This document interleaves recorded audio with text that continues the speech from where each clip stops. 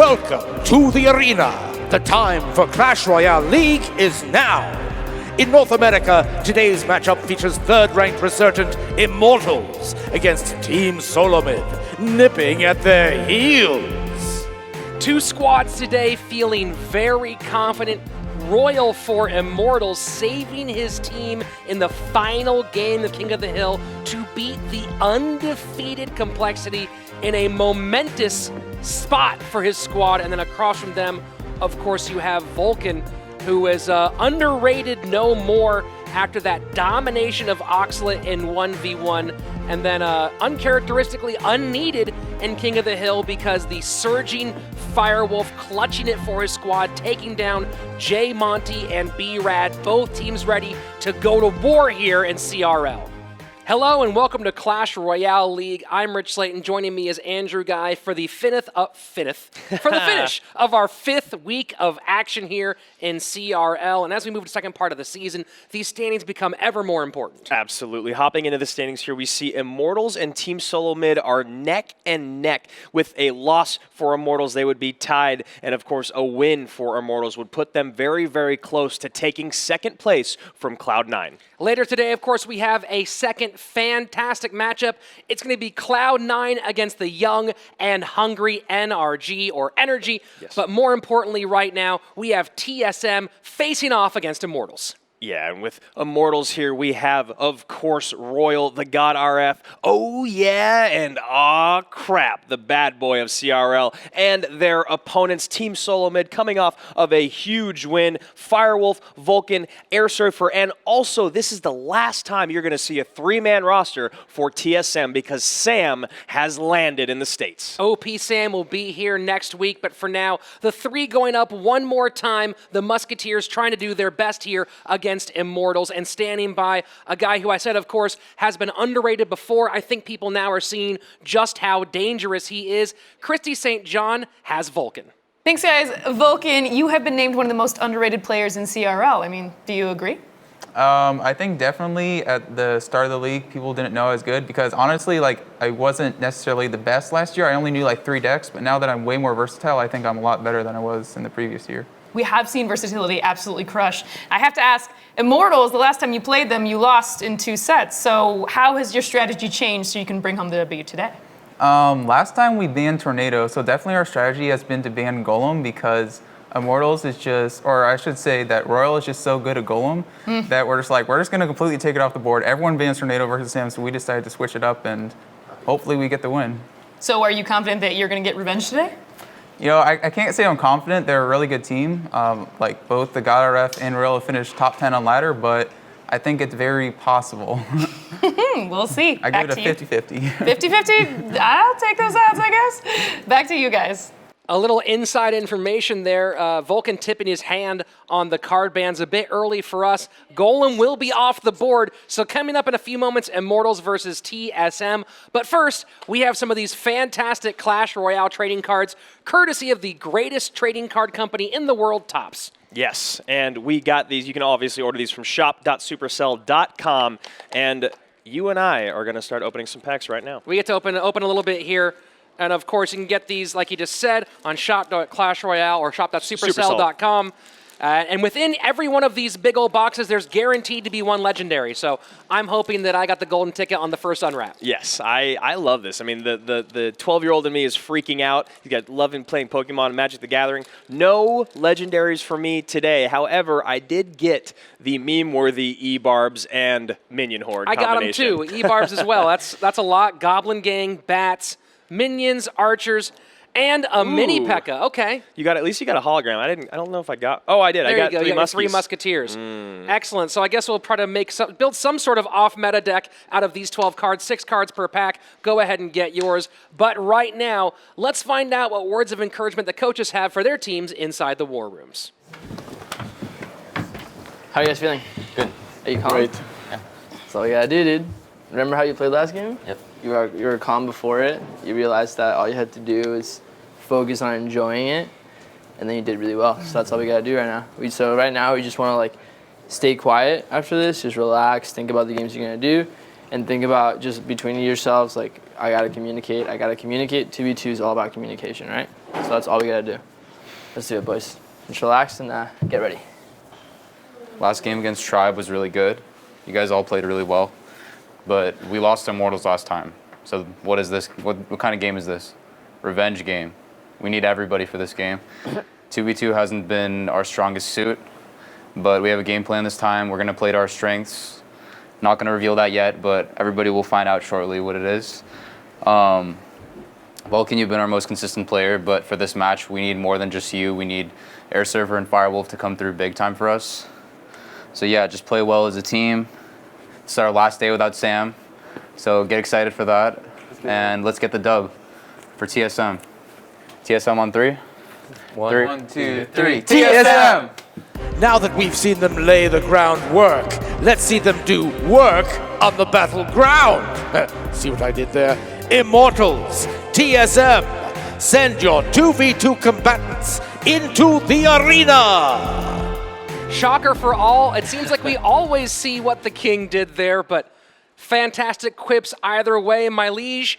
Coming up next, we have Immortals versus TSM, Firewolf and Air Surfer, no surprise against no surprise, Crap and the God RF. Yes, absolutely. I mean, these guys have been working together for so long, since the beginning. Crap, the God RF finally destroying or breaking the wall that is Colton and Razor for Complexity and their opponents, Team SoloMid. We got Firewolf, Air Surfer, Fire Surfer, as they like to be called. Also been in every single 2v2 set for TSM. And the card bans here, Tornado and Lava Hound off the board for all potential 3 games of 2v2. So looking like a ground battle here. Yeah, totally. I mean, we see the Lava Hound being banned more and more as we work into the middle of the season here at CRL, which, as you said, means on the ground. But we've seen this new meta emerging with the P.E.K.K.A. and the Golem, wondering if that's going to be the stop to this double Golem meta that has been existing here in 2v2. 2 surging squads going head-to-head right now in the Clash Royale arena.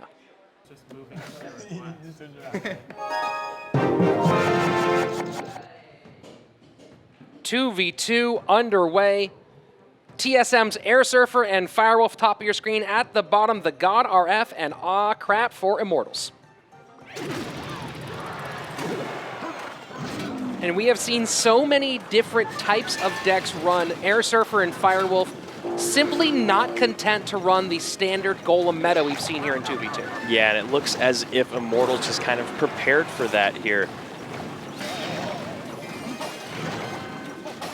Although we have seen as of late how valuable the P.E.K.K.A. is. I mean, of course, the P.E.K.K.A. is valuable against a Golem, but hasn't been really a big part of 2v2 here in CRL.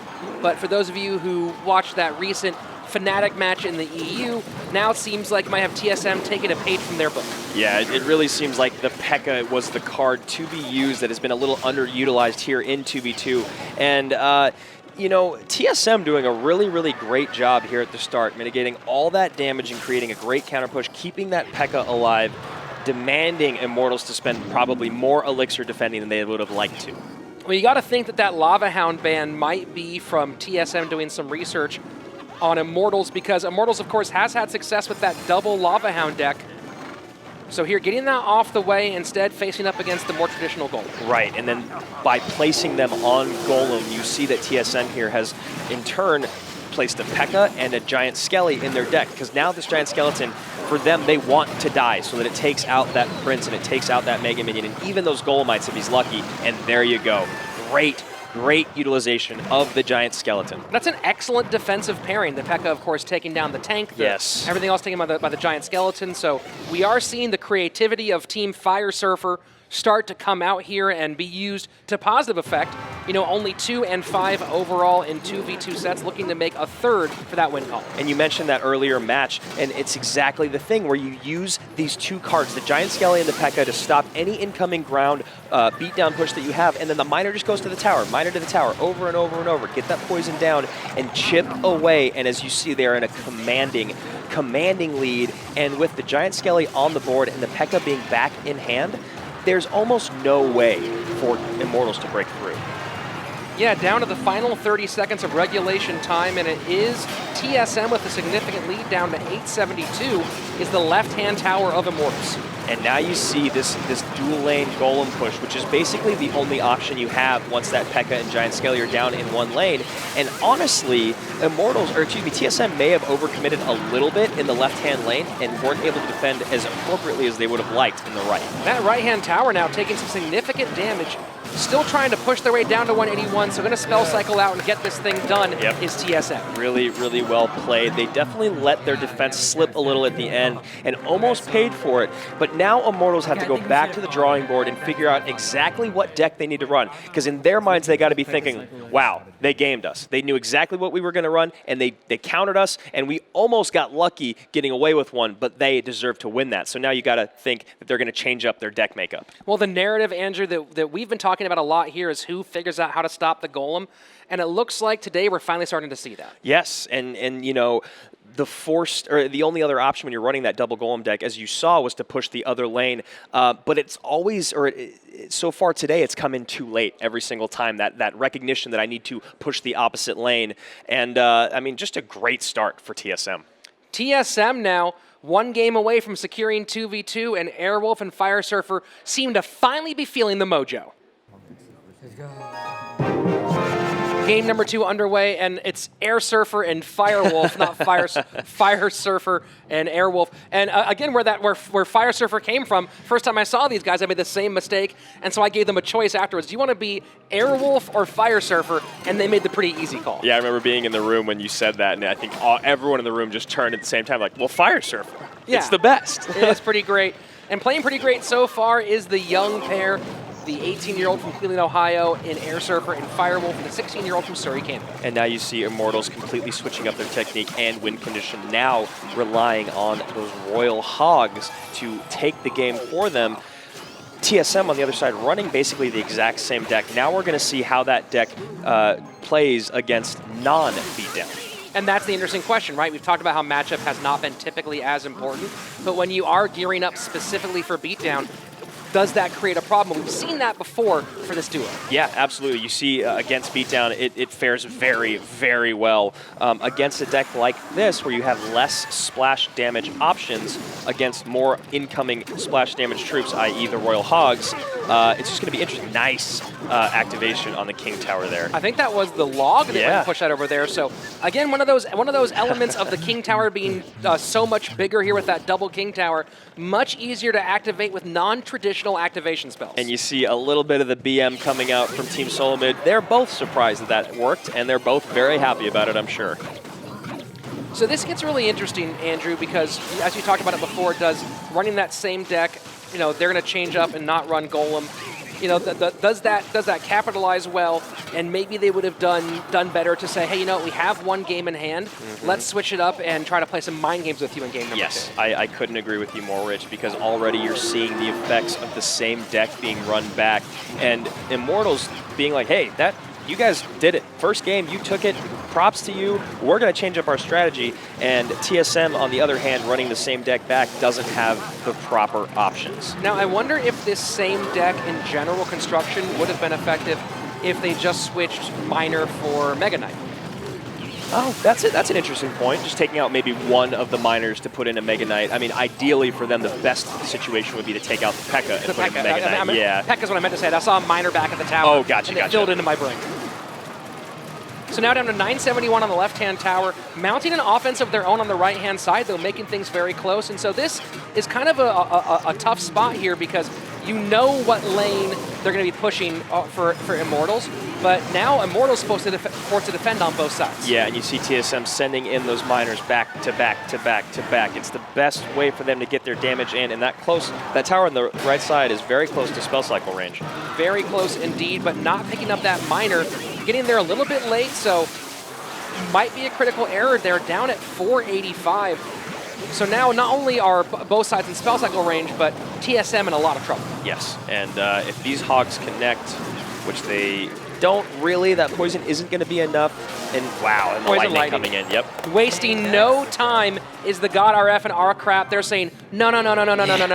We've seen this happen before. It's not happening to us. We're putting this away right now. Yeah, especially after the win they just had over Complexity. They are not about to get swept. And you see this game winding down. Those Royal Hogs coming in and just that last little hit from the poison and then the lightning coming down. Perfect timing, perfect deck synergy. Really, really well played by Immortals. Keeping a cool head is Immortals. Notice no building elixir played because no tank needed to be stopped, really. Yes, that's a very good point, and that's something that you need to think about when making your decks. It's about demanding responses from your opponents. They didn't need a building card, and they didn't have a building card, and so that worked out perfectly for them. You got to have something that demands a response. A pair of 2v2 duos, each of which feeling confident, kind of playing some of their best Clash Royale right now. Game number 3 on its way. Fresh air cut you down. Okay. The swing game underway, number 3. One to decide it all in 2v2. And you know that Team SoloMid wants that Week 3 loss back from Immortals. And again, getting aggressive is Team SoloMid, throwing the little bit spear goblins at the river. And we got Immortals going back to some iteration of a golem beatdown, but we still have a miner, and then we see it, the mortar, a great card in 2v2. We've seen actually be pretty successful, but not utilized a lot. And that, okay, I was gonna say that Prince not getting picked up is a huge mistake. But it does get picked up. Nice play with the Rascals, but so much coming down the pipes. And you know what? You got to give it to TSM. Great defense there against a lot of very dangerous cards. Yeah, and they have still good enough elixir amounted to create a counter push, or at least create some pressure right now, and you see it with that Miner and Goblin. So they get some good damage on the left-hand side, but probably not as much as you'd like for that elixir commitment. Yeah, and you see that nice kite there. With the lightning coming in, that actually is going to work out well for them in the elixir aspect of the trade there. Because as you see now, Immortals on the bottom are a little bit thirsty for elixir.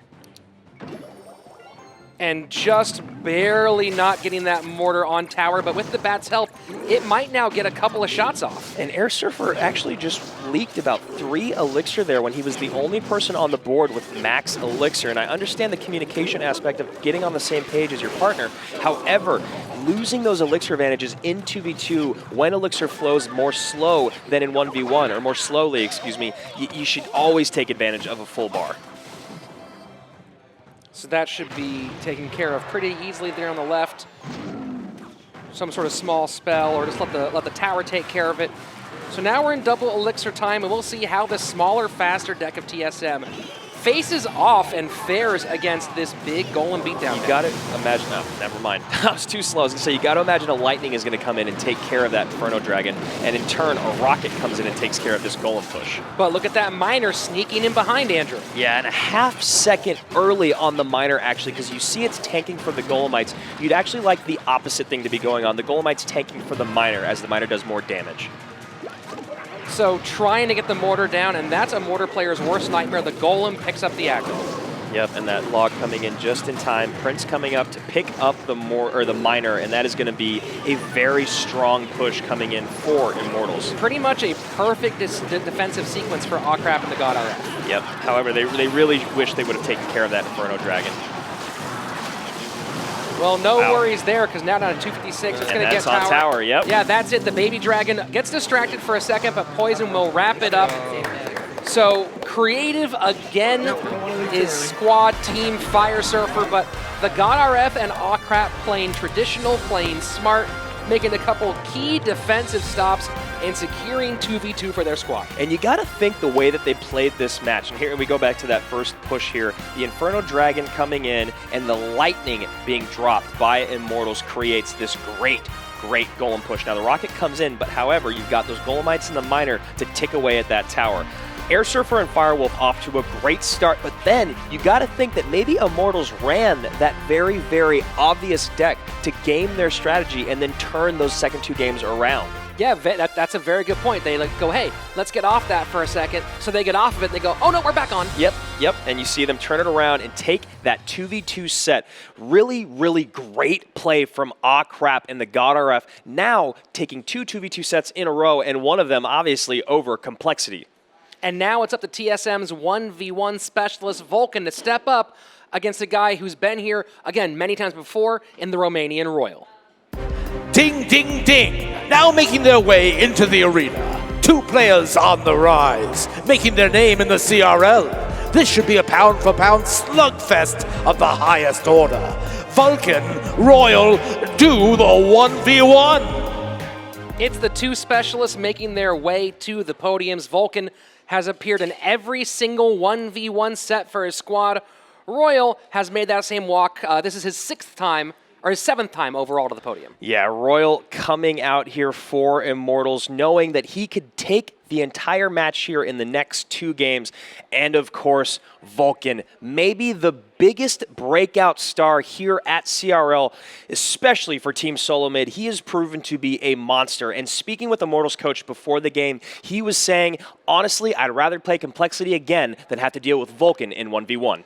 And look at these card bans. So Golem as a ban by Vulcan, and then Royal banning P.E.K.K.A. maybe in hopes of playing Golem, but that's not going to happen. Yeah, and once again, speaking with Immortals coach, they wanted to take Golem out of the way for Royal, being that he is such a great beatdown player. Now he's going to have to play a different one of his comfort decks, and they think they've got him strategized. Here comes the rematch. The last time these 2 players played, it was Royal who came out on top, beating Vulcan in the reverse sweep. He's been on a tear. Can he do it again?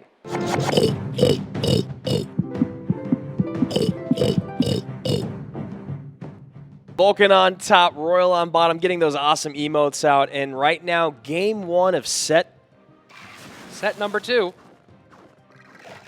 Ready here, and the action is happening. Again, this is a rematch. Royal taking the first time that they played in that reverse sweep. Although a lot more in common, these 2, than a match they've already shared.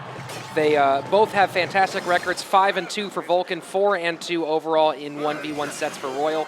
And they both had the exact same experience against Cloud9. They both beat CMQ in 1v1 and then lost to Wings when he was tearing through their squads in King of the Hill. Yeah, Wings really emerging as a King of the Hill all-star for Cloud9, even with CMC on their team. And as you said, Immortals and Royal took this set last time. Oh my goodness, do I see a Royal Giant, Rich? A Royal Giant, my brain is starting to hurt, and then now coupled with a tower activation, so this might be a ladder nightmare taking place here for Vulcan in our competitive format. That alone right there might have just tilted Vulcan, getting the King Tower, yeah, you see it. Throwing the little, he can't be tilting that hard if he has the Goblin biting its nails out there, though. Yeah, you just definitely can't be happy about the King Tower activation and then the Royal Giant coming out. However, having a great response to the Royal Giant with the guards coupled with the Tombstone in the log. So now getting those 1 or 2 swings on the tower going to be double important for that Hog Rider. Yeah, because it's basically, it's near impossible to stop every single hit from the Royal Giant with the deck that Vulcan's running.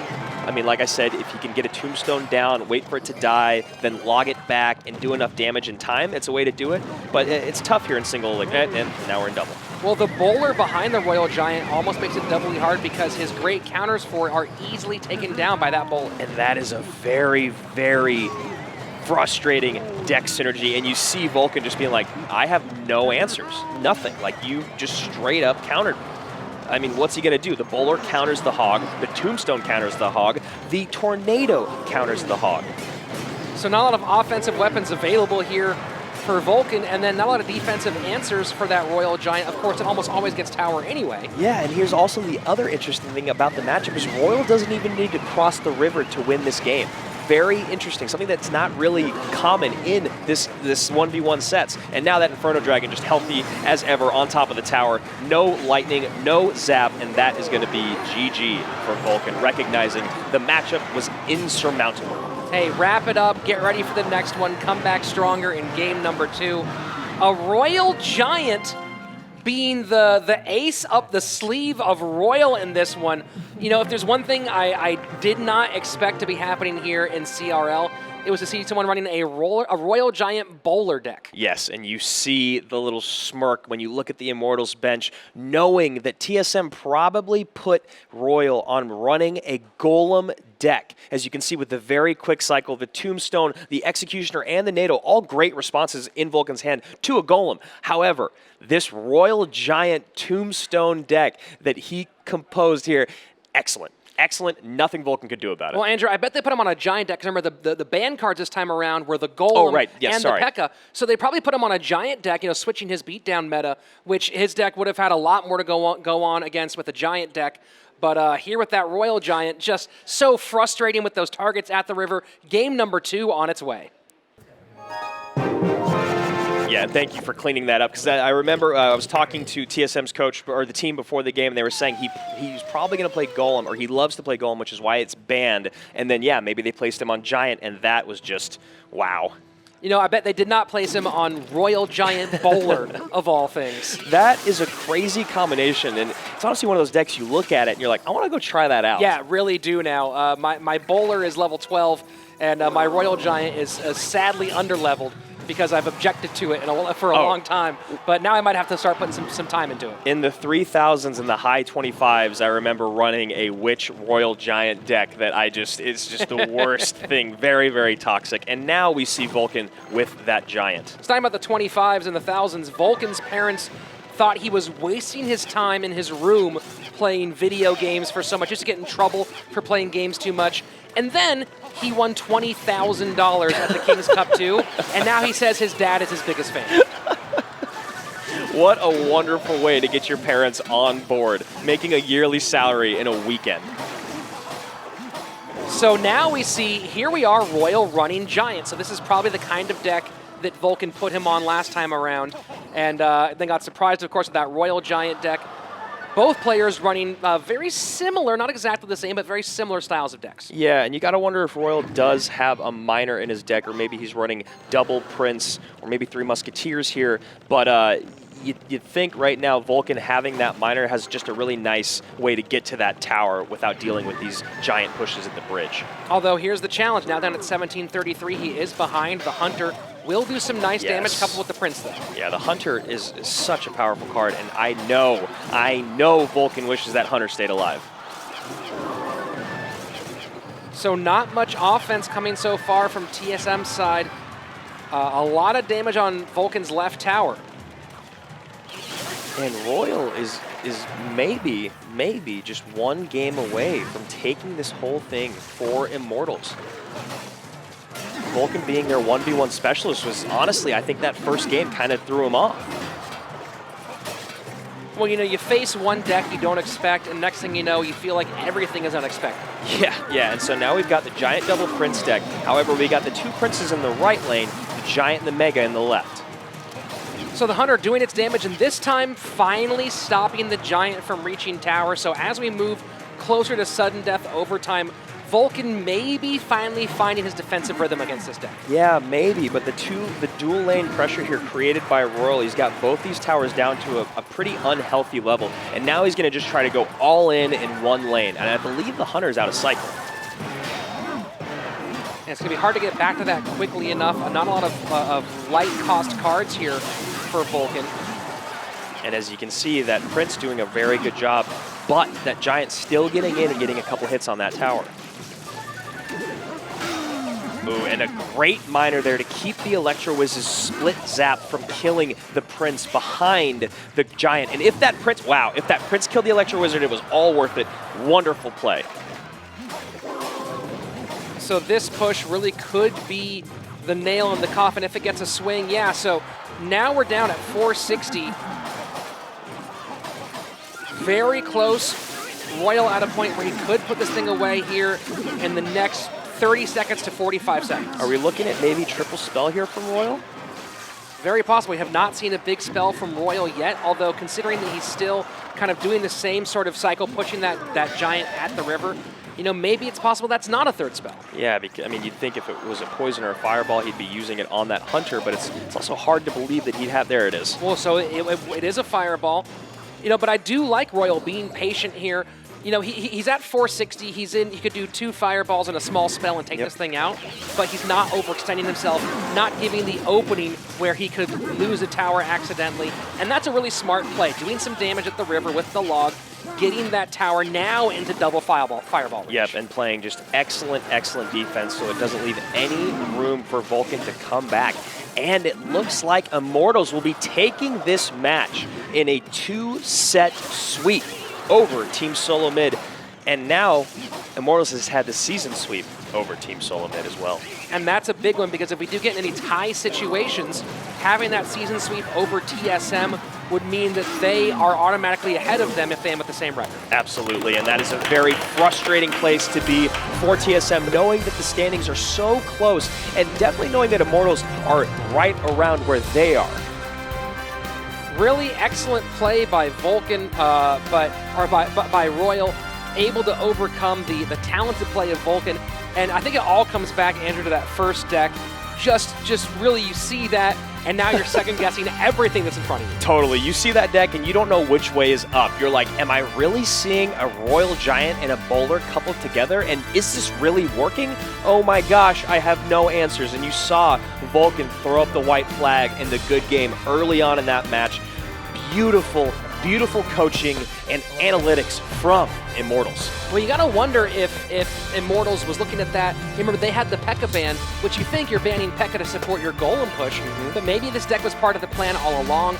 Maybe they expected to have the Golem ban out there and said, fine, we'll ban P.E.K.K.A, and now we have this specific answer. So that was game number 1. This was game number 2, and it felt like Vulcan had the opportunities to be in this thing, but just figured out his defensive rhythm a little late. Yes, exactly. And it seemed like Royal had figured out his defensive rhythm very early on. And like you said, recognizing that he could play very, very cautiously, very conservatively, run that clock out and wait with safe spells, like you said, logs at the river to get it within double fireball range.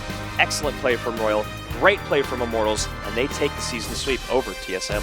Very curious about these card ban and deck choices, and I really want to hear more, and so hopefully we will right now. The coach for Immortals, Trainer Luis, is standing by with Christy St. John. Thanks, guys. Trainer Luis, so I saw you talking to Vulcan in the tunnel over there. Can you tell me what you said? Well, I was telling Vulcan that right now they're obviously not having the season they expected. Actually, most people expected them to do a lot better than they're currently doing, but that's just the record speaking, right? They're a very talented team, and Vulcan himself has emerged as one of the top North American players. I think that no matter the fact that he lost right now, people will always think that because he's shown that he can play any deck. And I was just telling him that, you know, today sucks. I understand that losing is never something you want to do. But at the end of the day, he's going to be fine. He's going to have a great season 2. He's going to be like a big name in the league because he's a guy that puts in the work. He's humble as hell, and he's super, super talented. Now I have to ask you about something very specific. That P.E.K.K.A ban, did that play into the Royal Giant Bowler combination? Tell me about. I mean, you're amazing at deck predictions. Thank you. So I was trying to figure out what the best thing to do against us was, and I figured, you know, he's incredible at Golem. He's incredible at P.E.K.K.A. People are going to prepare against it. So let them waste a week of preparation. I'll ban P.E.K.K.A. and then really throw them off. And so now, I mean, we might do that next week. We might not. I have no problem telling you that. But the one thing that I want to say is that if you get creative, sometimes even like kind of weak cards can be pretty strong. It's all about those mind games, and you play them very well. Thank you. Thanks so much for talking to me. No problem. Back to you guys. Thanks, Christy. Played those games well indeed and played them right into a slightly better record on our North American standings. Yeah, let's hop into the standings right now as we look and we see Immortals now within striking distance of that #1 spot. And Team SoloMid now moving down to 6th place, very, very close to all the teams around him. You see now 4th through 8th is a very, very close battle, and those top 3 teams are slightly pulling away. We have more Clash Royale coming up for you right in just a couple of moments, but first, let's look at some cards that I don't think any of these cards are weak, Trainer Luis, because these are the Clash Royale Tops cards, and we're both going to open a couple more decks here and see what we get. So I think we get 2 each now. So exciting. Give me those. Yeah. All right, what do we got here? That post-game from Trainer Release was Very, very intriguing to me. I can't wait to go back and rewatch that. Oh yeah, talking about the ban and the mechanics there, the mind games. But right now, let's see what kind of games I have. What do you got going on? I've got nothing. I did get a shiny giant, a hologram giant, but I'm still dying to get a log or a miner. Real old school hand you have there. Yeah, this is like classic Clash right there. All right, there we go. I got barbarians, fire spirits. Oh, there's you already got one of these. The mortar. Oh, the mortar. That's all your style. Goblin gang. Okay. And another barb hut barbarian for you. hut. Man, the game just when the game gives you what it wants, it gives you what it wants. All right, here we go. Ooh, what's that one in the back? I'm gonna wait. and see what it is. We got gobs, barbs, fire spirits, another mortar, goblins, and an elixir collector. Dang it.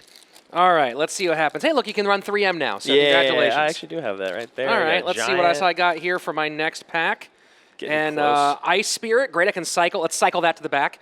And then Skeleton Barrel, Archers, OP Tesla, not OP anymore, Minions, and my own 3 Muskie. Okay, so there we go. Decent decks, but The hunt for the legendary will continue, but for now we have more Clash Royale action coming your way. And coming up next, it's number 2 in the region, Cloud9 up against the young, talented team in NRG. Well, I've said it once and I'll say it again. One match simply isn't enough. Let's do 2. In the tunnel, the second-ranked powerhouse, Cloud9, and a last-place NRG team, desperate for a win. Big-time matchup for both teams here. Cloud9 looking to secure one of those top spots. NRG trying to get back in the game. Wings, the king of the hill specialist, didn't get a chance to show off his skills last time against CLG, hoping to do that here today. Another man there playing very well in 1v1 at the start of the season. Now 3 sets in a row, struggling against Vulcan Royal and Geo most recently, trying to get that back today against his opponents. NRG led by Hazard, the young man, really stepping up, being a skill leader for his squad. Our second match of the day almost underway. We have Cloud9 looking to bounce back in hopes of that now, I guess, 12-2 record they're searching for against the young team in NRG. Yeah, we look at the roster here for Cloud9. Everyone knows these boys. We got Trainer Chris, CMQ, Wings, and Baron. Wondering if they're going to switch up who's filling what position in today. And then on the other side, we've got NRG, Prashant, PP, Carter, Hazard, and Guanic. Carter and Hazard most likely in the 2v2 set. Wondering if they're going to switch that up as well. Standing by right now with NRG's manager, Eric Stromberg, is our colleague, Christy St. John. Thanks, guys. So, big match today against Cloud9. I mean, what could a win today mean for your team? It would mean that we will either make playoffs or not make playoffs. So we really, I can't stress this enough, we really need to win this match. Gotcha. Well, Cloud9, a really tough team to beat, especially in the 1v1. So how have you prepped for this? Watched a lot of their replays. We kind of spied on them a little bit. Went to their house, just looked around, see what they're doing. But in all hindsight, we practiced more than ourselves. The bans is very important, and I think that our team is very prepared this time around against it. The bans, you practice a lot with your bands and what you thought they would ban? Yeah. So on 2 vs 2, it's a little more random because there's a lot of cards and whatnot. But for 1 vs 1, we really just try to watch the replays and try to play the player and pick the band that we think that would do the best for us. Well, we'll see if it works really quick. Back to you guys. Thanks, Christy. The tinted lenses of Eric may be giving him a different view on the world, helping him find out those secrets Cloud9 keeps stored in their team house. Apparently, he's over there. And to find out some more secrets, maybe some more of how they're getting motivated, let's take a look inside the war rooms. Yeah. We got C9 on the board. Yep. Clearly, we haven't been doing our best. We're feeling good. We practiced a lot for this. We're just going to go in there, play the game we know. Everybody stay confident. Don't overcommit. You know what you're playing. You know the game. Just relax. Take some deep breaths. You know how to play this game. Just go in there and Let's just win. work some C9. Yeah, let's do it. I believe in you guys. Let's just have a good time. Anything else? It's just a good time. I think that's it. The 2v2 set is upon us. Buckle up for an action-packed, high-octane ride. 4 kings, 32 cards, infinite possibilities. CMQ, Wings, Carter, and Hazard If you can't tell, I am excited. As you heard before from Eric from NRG, really big moment for his squad. Cloud9 feeling a bit better at 5-2, but of course, dropping to 5-3 would not be great looking for that playoff picture. Not at all. With all these guys in the middle of the pack heating up, we got Wings and CMQ actually coming out for Cloud9 today. Interesting to see CMQ back in the 2v2 spot. I think the first and only time we saw him was in week 1 in that position. And then on the other side of it, we've got Carter and Hazard. Of course, these boys have come out for NRG 7 games in a row. They're 4-3 in 2v2 sets, and right now they're trying to even make that record more positive. Some pretty standard card bans here for 2v2, Fireball and Tornado. Yep, I mean, bread and butter of the 2v2 bans. I want to talk more about what the coach was just talking about, and that's the fact that they have to essentially win out from this position moving forward, and what kind of pressure that creates for your team. But again, very young, confident players. I think for them, the world is their oyster, and I believe that they will come in with the right mentality here today in our 2v2 set. NRG's Carter and Hazard at the top of your screen, C9's Wings and CMQ at the bottom, and you got to think that might be a smart play. You want to keep CMQ active and in the game, but considering the 1v1 troubles he's had of late, especially that nail biter against Geo in their last appearance, might be nice to move him into the 2v2 spot. Wasn't that just an incredible match? The tower, lowest tower in King of the Hill, by I think 60-something difference in HP, like 67 HP, just absolutely mind-blowing. Very, very close, and of course you had that spell cycle issue at the back end where they had the same 2 spells in Poison and Log, but the extra Zap, or it might have been the other way around, Zap versus Log, that Geo had, and Geo recognized the advantage earlier and took it, but here we are, it's a new match, a new day, and Cloud9, now their mantra is going to be 12-2. Yes, and it looks like they are running double Inferno Dragons with Royal Hogs here, trying to make sure no tank is going to make it through, since we do have both the Golem and the Lava Hound in play. And with no Tornado, that does, interesting. Does the Tornado ban help the Golem player more, or does it help the Royal Hog player more?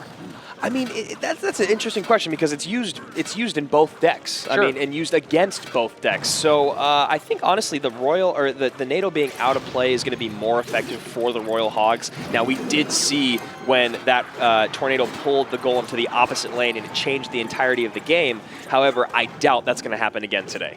Well, especially with no Tornado in the lineup. Now look at that. 2 miners not really picked up there on the left-hand tower of NRG. The first one basically going uncontested. Now down to 895, so of course Golem decks do take some damage early, but that might be a bit extreme. Yes, we talk about that a lot, and that's the fact that you've got to take damage as a Golem deck in single elixir to mount a great push and play conservative defense. However, basically losing a tower is not the position you want to be in. But here you go, talk about tit for tat, and it's the Golemites now getting that left-hand tower down to fairly similar territory, but do they have, I'm not sure, just there you go, just barely enough elixir to stop that Royal Hog push, but again, the miner getting so many swings. And those bats coming in and doing just a little bit more work, and we're going to have the counter push lane here of the Royal Hogs and the Inferno Dragon coming down to clean up that Valkyrie and Golem. So at this juncture, with about a little under 30 seconds left in regulation time, Cloud9's Wings and CMQ in a pretty good spot. You don't want too much damage here from this Golem, but another missed miner. So we could be, there we are. So the tower goes down. It's going to be a tower trade situation. And now, of course, you do have the lead on the right-hand side for Cloud9 as well. But big question, now that they only have to defend one lane, does this benefit Carter and Hazard? Yeah, absolutely. I believe it really, really does benefit Carter and Hazard. You're not going to send miners into the King Tower over and over and chip that bad boy down. You've got to go for the Princess Tower that's at 1258. However, that means you got to push right into this Golem. And look at the King Tower of Cloud9 down to 1752, so problems on both sides for Cloud9. Now remember, they are running Miner, has been a big part. The Royal Hawk we talk about, but Miner's been a big thing. But look at this push here. A lot of damage coming down the lane. They have to do something and make sure they stop this damage. A ton happening. you know, this is a really bad spot for Cloud9. Yeah, well, what happened there is that Cloud9 did not allocate their Inferno Dragons in the correct positions. They were not in the right places, staying protected. They were quickly picked up by the opponent's troops. And again, that's the best way to stop the Golem, and now C9 is paying for it. But there's 2 miners getting on tower for Cloud9 as well. So this is, you know, each team kind of allowing things to happen more than you'd expect. And with the Royal Hogs in the pocket, this could be the swing moment in this 2v2 game. Yeah, with all the buildings out of cycle, Cloud9 recognizing that, sending in their Royal Hogs. Honestly, I still would have sent them at the river, just taking too much damage from that King Tower. Maybe would have got a few more hits in. And now we're getting in the spell cycle range, and it is Cloud9 getting there faster. So maybe CMQ kind of taking some notes from his game against Geo. And here we are. We're in a very tight situation. It's a close race for towers. Down to 387 on the top, 194 on the bottom, 2 poisons down. Down to 7 at the top, 11 HP, and the 5 just barely gets it. Goodness. That's the second 11 HP finish we've seen here at CRL. Coming down for NRG's Hazard and Carter, just seconds ticking away. And, you know, CMQ has to be frustrated the second time we get in a spell cycle. Back-to-back games for him where it doesn't come out in his favor. Yeah, well, that 11 HP, as you said, we've seen it before. We'll probably see it again. When you get that close, it's all about, can we get the spells down in time? What do we do? Cycle, cycle, cycle. And it just wasn't enough for Cloud9. So early on, it was Cloud9 completely in control. The miners just not getting dealt with over and over again. And, you know, you and I speculated about that being too much damage. Turns out we were totally wrong. It felt pretty fine for NRG. And here's that finish, right? You see the tower is pretty much the exact same health, and just the double poison being so fast, and just it dies right there. The miner being a half step too late, not able to get that swing, and that's the entire difference in game number 1. That's the second time in 2 matches where you've seen CMQ's face just looking at the screen being like, I've got nothing left. You almost expect him to do that old Mario thing you would do with old Nintendo where you want it to jump all the way, so you move the controller. He's shaking his iPad like, get there faster, miner, get there faster. And can't make it, and now here we are in a situation where NRG could take this 2v2 set right now. So those of you who loved old school platformers would remember the move the controller and hope for a little stronger jump. Didn't work out here this time for Cloud9, and now in an important spot, trying to keep NRG out of the race for the playoffs. Yep, and we see these big deck change-ups, looking to be running a double Lava Hound here from Cloud9. And then looks like NRG is probably sticking pretty close to the same, a few things swapped out. Well, NRG, you know, switching from that Golem deck and now kind of going with what Cloud9 ran a moment ago. And remember here, Tornado and Fireball are the 2 bans, so if there is a balloon somewhere, I haven't seen one yet in the hands. If there's a balloon somewhere, though, that could be big here for Cloud9. And we see a giant skeleton and a miner in the hands of Hazard, so you got to think a Golem's got to be somewhere in this deck. You also have to think Two CMQ decks. really wants to get this win, because now with that 3rd game loss, he is 0-3 overall in 2v2 games. Yeah, and again, someone with so much talent who's done so great in King of the Hill and done a lot of really, really impactful things for his team in general, does not reflect it in his 2v2 record, in his 1v1 record, only really in King of the Hill. Well, right now the work is reflecting onto the tower on the right-hand side of Carter and Hazard.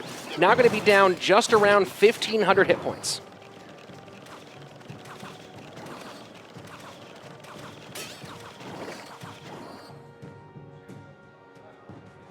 And there's a lot of chatter on the stage for no cards being played at the moment. These guys really trying to figure out what is the weakness in their opponent, even though they're both doing a good job at getting through.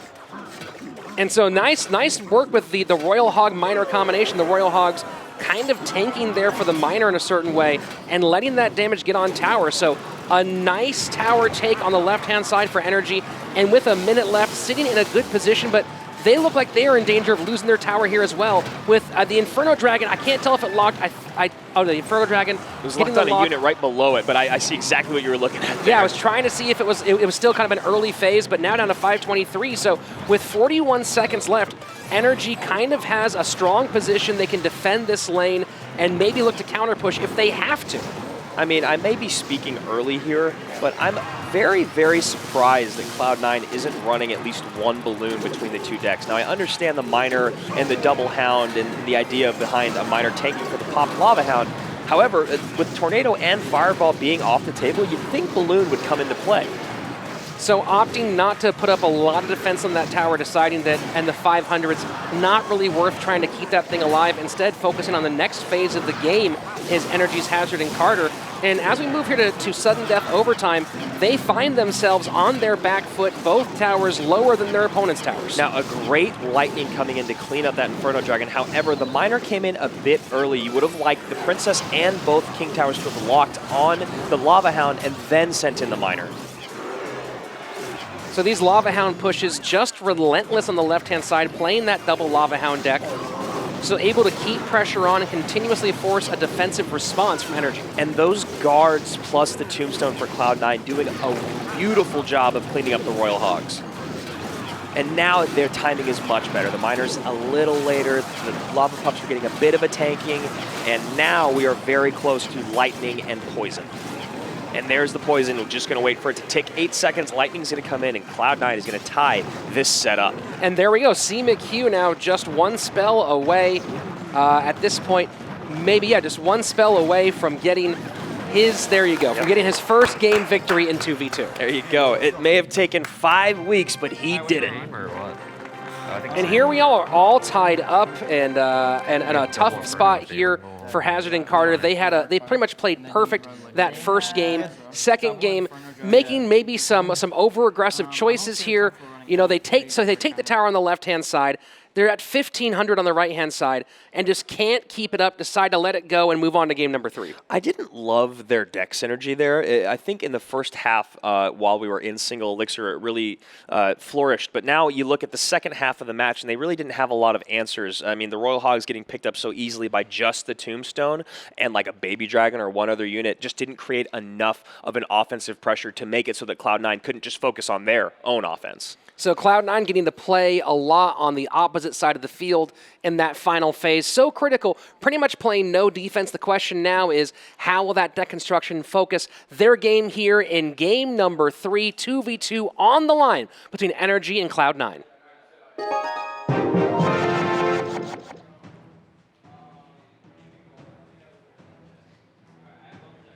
And now we're back to the double tankage. We got 2 on the ground, 2 in the air, and let's see how this goes down, because we haven't seen a lot of double Golem against double Lava Hound. That will be interesting, again, to see how the players decide to play.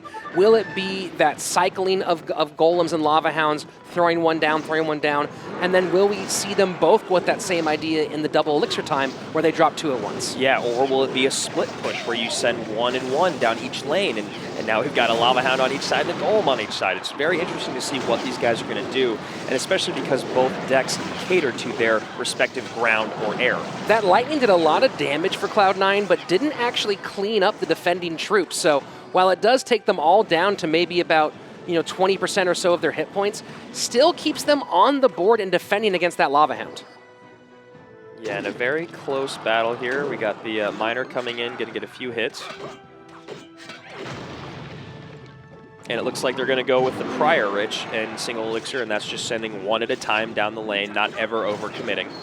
2 big hits from the Lumberjack on the left-hand side. Spending 4 to defend against 3 with that Lumberjack against the Miner. You wouldn't think ideal, but then when it runs all the way across the board and gets 2 big hits, now you're like, okay, wonderful, I did get my value. Yes, exactly. And a great poison there to stop the Electro Wizard. And that Inferno Dragon maybe should have been placed a little farther down. So talking to some of these players about what they do to relax in their off time, Hazard, before the matches started today, playing with Devil Sticks, the 2 sticks where you have one in the middle, 3 sticks, one in the middle with the weighted one, and you fly it back and forth. Very talented with those. Speaking about talent, CMQ is one of the guys, a lot of the CRL players meet up on their free time to play matches of soccer or football, for those of you across the pond. And CMQ constantly comes up as named as one of the better players. Some say he's just the best athlete. King Joao says he's the best player, so lots of confusion and arguments back and forth. Now, interesting note, a lot of them say that CMQ does tend to play kind of like he's playing solo when he's playing soccer. He's got the Russell Westbrook effect in soccer, if you will, where he does not pass, which I love. And you see, wow, so this Lava Hound deck is actually really taking, I was going to say taking precedence over the Golem deck, but now we've got a very healthy Golem and a big push coming down, so we could be at a tower trade situation. Poison and Definitely. Baby Dragon trying to stop it, but no, the tower goes down, 22 seconds left, and not bothering to pick up the miner again. So kind of the third verse, same as the second. NRG's Hazard and Carter choosing to allow the miner to take the tower down. And while, they probably had to assume there was a spell coming behind it, you wonder if maybe putting something on there to force them to play a spell might have been a smart call. Right, make them allocate more elixir to something they don't want to spend it on. And now, this is what I was talking about earlier in the match with not having the balloon. Now you're going into a golem in your princess lane, and there's another golem coming towards your king tower, which is at half health. You don't have the option to lob a loon in the pocket and go for the king 3 crown because you just don't have the balloon. The balloon demands a response. Big hit one from the Golem. The second one not going to get there, but the Golemite's still on it. Now this Prince sneaking through, Prince. That could be huge. Picked up by the miner, but even 1 or 2 swings and great play with the Tombstone. But now we have an Inferno Dragon on the right-hand side, so Cloud9's Wings and C McHugh in danger of dropping this 2v2 set. And they just wasted a lot of elixir in desperate defense. Now, they did a great job of stopping the 3 crown. However, they are at a massive elixir deficit, and they've got a golem in the pocket heading towards their tower. Zap coming in is going to do it. The Golem now on tower with the Poison. Now Poison getting King Tower and the Princess Tower, so still the pressure stays on. Both of these towers now within range of being dropped quite easily, so as long as NRG's Hazard and Carter don't make any big mistakes here, this set should be theirs. Oh, and the and yeah, lumberjack. that's going to be it, just waiting for a small spell to get through. Forget small spell, let's go big. Poison drops, NRG's Hazard and Carter continue the 2v2 woes for Cloud9. And they are now 5-3 in their 2v2 sets, taking their record, pushing it even farther in the positive column, and feeling great moving forward into their 1v1 set. So here we go. There was that lightning meant to clean up a lot of that defense, but just doesn't quite do it. And, the tower there down to 246, but still that very live counter push coming through. Yeah, and if you watch the rest of that replay, that miner goes that lumberjack goes all the way to the tower. And here you see the Inferno Drag evening up the damage in the Princess Tower, creating a horrible situation for Cloud9 to be in. They had both their Princess and King Tower combined under 1,000 health for a minute there. So, NRG, Hazard, Carter, bring it home, 2v2 set. And now we're heading into 1v1. Where, this is a place now, Hazard and Carter have done pretty well in 2v2. Yep. 1v1 has been a challenge for NRG, so the question is, can they tie things up? Can they put it together in 1v1 and close this out? Or will they give Cloud9 the opening, the opportunity to let Wings go off one more time in King of the Hill? How about a classic 1v1 Clash Royale battle? You know, old school. The German all-star Baron against the Italian stallion Guanek. Let's do this thing in the arena. Set number 2 on its way, and Cloud9 in familiar territory here with a set down, looking to send themselves to King of the Hill. Yeah, and they have just the man to do it in Baron here. Coming out for Cloud9, he's 4-2 overall in games. However, he's never lost a 1v1 set at 2-0. And his opponent, Guanek, is 1-5 actually here in 1v1 sets and 1-3 in King of the Hill. Really looking to kind of bounce back, establish himself as the 1v1 specialist for NRG, and honestly just build some confidence for himself going into the second half of the season. The ban cards here, not a pair we've seen together, Miner and Tombstone. Yeah, Tombstone makes a lot of sense. Miner, I'm really curious to see why it's banned. Now, we have seen Baron have success in King of the Hill with a giant Miner control deck with Poison in there, so maybe that's what they're trying to keep off the table. I love the Miner, and I'm sure they don't want that direct damage going right to their Princess Tower. Guanek happy to be back in 1v1, looking to take out Baron and secure the victory for NRG.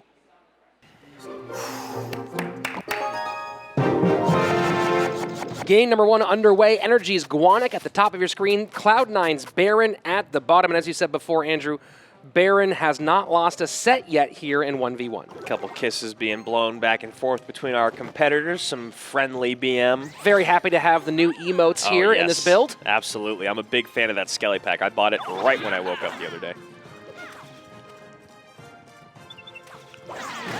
So 3 Musketeers in the back for Baron, looking pretty traditional so far.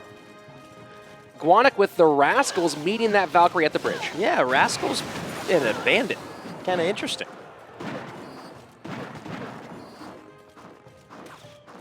So playing fairly slowly, both players right now.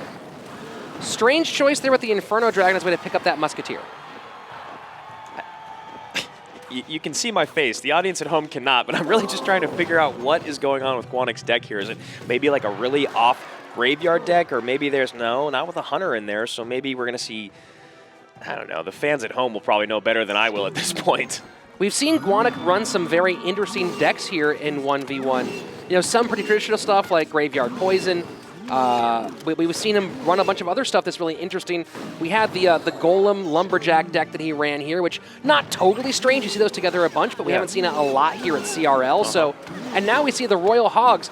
So a construction that I don't think we've seen this one here in Clash Royale League. Yeah, I mean, I like the synergy between the Royal Hogs and the Rascals. Like, you could maybe split your Rascals in the back, throw the Royal Hogs in the middle, put a Bandit in front of the unsupported 2, and maybe you got a great dual lane pressure there. Maybe that's what he's going for, but I guess there's really only one way to find out. Now we're looking at Guanic's deck against what Baron has working so far, and we're seeing that 3 Musketeers Royal Hog combination. And while he does have Fireball to deal with those 3 Musketeers, what do you think about his chances of picking up these Royal Hogs? I mean, it's one of those things where he's going to have a really tough time with it every single time. We've seen this matchup. We've seen these Royal Hogs deal with decks with Bandit and Royal Ghost and Minions and such. And with a deck that doesn't have those really cheap cards, he's forced to basically log one side, Royal Ghost and Bandit the other. Or I guess Bandit and log one side, Royal Ghost the other. It's just never going to be the most efficient cleanup. He doesn't have a building, and he doesn't have a lot of splash damage. The Tombstone ban making a lot of sense right now for Baron, because no way to pull those Royal Hogs to the middle. So for Baron, so running that 3M Royal Hog deck, you see that Tombstone ban. Now looking at the Miner ban, oh look at that, we do get a tower connection. So on the left-hand side, Guanic now making things very close. Yeah, that was a big push coming down the lane for them to deal with, and they actually, Baron actually dealt with it really well, but still not at the cost of a lot of HP of his Princess Tower. And at this distance, it's the Inferno Dragon winning the 1v1 battle against the Hunter. So interactions working in Guanic's favor right now. We got all 4 towers basically at half health. A very, very close game here. We are in sudden death overtime, so now all it takes is one big mistake, 1 tower to drop, and game number 1 will be in the books. And Guanic not wasting, but leaking a few elixir there, trying to wait to make his move, trying to figure out exactly how he wants to deal with this Royal Hog Valkyrie push. And, you know, doing its best, but the Hunter's hit fire rate is so slow, takes a lot of damage there on the left-hand side. And it just feels like Baron has a better grasp of this game. Now, that's not to say that he's going to win it, but right now it does feel like he's in control. Well, you look at these deck constructions, Andrew, and you got to think that Baron has played this 3M Royal Hogs deck hundreds of times. It's been around for a little while. I wonder how many reps Guanic does have. He's playing this deck very well, but how many reps do you develop with a deck like this? Yeah, that's true. I mean, you got to wonder how many times he's actually run this deck, a deck that we've really never seen before, maybe only one other time here at CRL. So splitting the Hogs one more time for Guanic, but not getting a ton. And while it looked like he had everything in control, and now how will Baron deal with this push on the left-hand side? The Hunter, man, just when you know how to place it right, it can be so devastating. Yeah, Baron really playing excellent, excellent defense. However, this game is essentially tied back up 0-0. A minute 30 remaining in overtime, so I really doubt we'll see this thing go to a draw. Remember, here in 1v1, we do have true draws, but with so much firepower, you got to think someone's going to break through at some point. And here we go. It's Baron taking the first blood of this final phase. Yeah, and that Valkyrie just doing such an efficient job cleaning up the Royal Ghost, and the Bandit being a great positive elixir trade for him makes it so manageable. And then also the ability to deal with an Inferno Dragon with a 1 elixir card, or even in this case, basically not spending any elixir on defense and only using your offense for it. The split's working out very well for Baron, especially here in the late moments of this match. Guanic trying to replicate, but it looks like Baron's figured out a lot of his defensive rhythm, taking out that right-hand side. Although Valkyrie a little high this time, so now his tower down to under 500 hit points. This is just a back and forth slugfest of Royal Hogs and Fireballs, and really, really dying to see who's going to come out on top here. Honestly, I feel like this is going to come down to luck and cycle. This is really crazy at this moment. Both players teetering on the edge. Who can get one through? And that was a big defensive moment here. Baron now having a great opportunity, but with only 10 seconds left, can he capitalize, or will someone here try to play a little more safe? So it's the Royal Hogs down, making a run for the tower. What does Guanac have in store? The Fireball hits them, but now down to 225. You need the Fireball to come in. Just in my time. gosh. That is it. You can't get any closer than that. Baron, you can see the clock stopped at 1, and I bet you that's less than 1 second remaining. Oh, 100% less than a second remaining. You wonder if Guanac eased up a slight bit on defense there at the end. I don't believe so. However, that log not being played over all the Royal Hogs, that was the difference maker. Because if that log hits all 4 and the Fireball comes in, they all die, Rich. You know what, Andrew? I wonder if we can get that replay to go once again after we look at these stats, because I think you might have spoke a bit too soon there. It may be that Guanac eased up or slowed down on defense a second, because he looked like he was at a full elixir bar. The Fireball comes down, but there was no troop in their way. Let's look at that replay one more time. So look at the elixir count at 5, at 6, at 7. He's now at 8 elixir. See, the log misses inside. the 3 hogs. But look, he's at 7 now. Yep. The Fireball comes very, very late, and there's no troop in their way. Exactly. You got to think, if he played a half step faster, we would have gone to a draw. It's all 3 of those things. It's missing the hogs, it's not dropping the Fireball fast enough, and it's not placing that last unit. That was a huge moment. The 1v1 troubles continue for Guanac, but hopefully for him, he can turn things around here in game number 2. Baron has to feel happy, kind of feeling like he might have stolen one there at the last second. Incredibly, incredibly close game number 1. Well, Baron showing right out the gate, he's changing things up here for game number 2. The Goblin Gang right at the bridge, taking a big chunk of damage out, and now opposite lane, the Royal Hogs. Yeah, I wonder if we'll be seeing a 3 Musketeers Royal Hog deck again from Baron. The Goblin Hut, not a traditional choice for defending here, but does a great job. And Baron throws out a well played. Hey, we don't see that a lot, and that cleaned up my troops really well. Well played, man. It did do a really fantastic job, but you got to wonder at 5 elixir if that Goblin Hut's going to be able to replicate that as we go deeper into the game. I mean, since it is an even trade, if Guanac is actually able to defend the Goblin Hut well enough and it stays alive and healthy and keeps spawning those Spear Goblins, it actually becomes a positive trade for him every single time.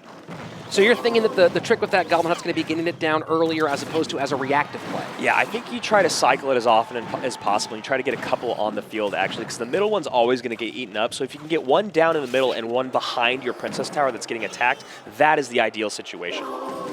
Well, the 4-card cycle right now, cheapest at 12 for Guanac, so getting that Goblin Hut down repeatedly might be a bit of a challenge, especially looking at the cheapest cycle right now for Baron, down at 9. So the possibility that he can start beating that Goblin Hut to the board with those Royal Hogs. And this Magic Archer is a very frustrating counter to any building played in the center of your map. And now the Royal Hogs have no Goblin Hut to run towards and only guards to defend. And that's the big issue we were just talking about, Andrew, is that kind of high cycle at 12. Got Goblin Hut you can get down, but you can't rely on it when it's that expensive. Yeah, you can't get back to it that quickly, especially with all these other cards you're talking about. So you were talking earlier about how he has to defend that Goblin Hut, and that might be the key, is keeping it alive early on. But the Magic Archer, I think, is going to make that very difficult. Yeah, because he's clearly got a win condition that he hasn't shown yet, correct? It's that 8th card that he's just waiting for the exact right moment. And I was just going to say it's got to be Graveyard, because that's the only card you usually hold on to that long in a win condition situation. But with Baron's cheap troops, he can basically clean that up all the time. So he can drop an Ice Golem right in the center of the graveyard that will deal very well with the poison, and he can drop his Goblin Gang outside of the poison. So as we get the last few seconds ticking away of standard time, getting into that sudden death overtime, Baron looking to close this thing out and send his squad to King of the Hill.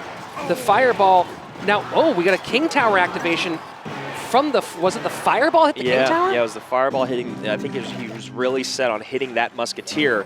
We'll see if that actually ends up coming and biting him in the butt, but he's down to 311 HP on Guanic's left-hand tower. Feels like it might be late enough in the game where it won't be a huge effect. Well, he does have to defend this graveyard push, and it's graveyard poisoned down, so the Goblin Gang will get chewed up a bit as it comes in. That left-hand tower now down to 727. Baron in a good place on that left-hand side, but his own tower now under duress. And that was played exactly like I said, Rich. He dropped the Ice Golem right in the center of the graveyard, knowing that Guanic was going to poison it, and then dropped the Goblin Gang outside. And that Magic Archer hit. Yeah, wow. man. Jinx, you owe me a Coke, right? We both saw it at the same time. Just one hit from the Magic Archer. Baron closing it out. A very, very tight game. Guanic nearly stealing this one the same way Baron stole the first one. And an excellent replay here, pulled in the booth, just catching that last one Magic Archer hit, changing everything in the game. It felt like Baron was going to take it anyway, but Guanic was obviously in a great position to steal one from him.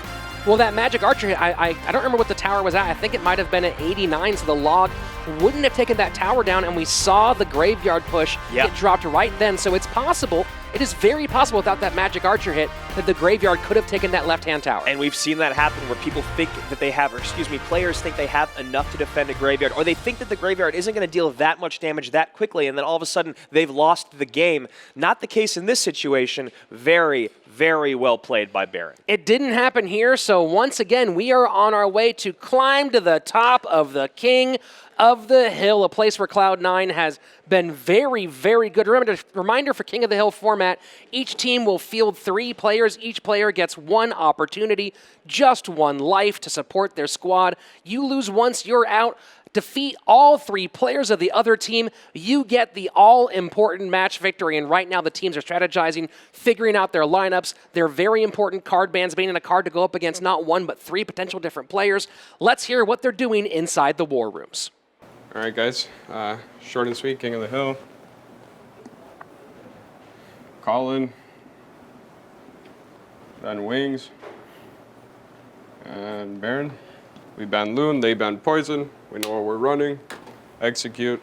And that's it. We came out here. We played very well in the 2v2. Didn't work out in our favor. Baron killed it in the 1v1. Let's go kill it in King of the Hill. All right, guys, King of the Hill. Yeah. We didn't want to be here, but we are here, so we got to do our best. We're going to start with Guanic. Let's go. Followed by Hazard, in case we need him. And then Carter to finish things up for us if we need him as well. They're a pretty good team in King of the Hill. Obviously, they have pretty solid 1v1 players, but we can do this. We've been practicing. I know you guys are pretty good at 1v1s. Just like I've always said, stay confident. You know the game. Don't overcommit. Keep good track of their cards. And go and beat C9. We can do this. NRG on 3. 1, 2, 3. NRG! Let's go, baby. We got this. The lineups are locked. It's time to settle this. NRG has surprised us all, trading blows with second place Cloud9. Can they complete the upset? Let's find out in King of the Hill. The final set about to get underway. Familiar territory here for Cloud9.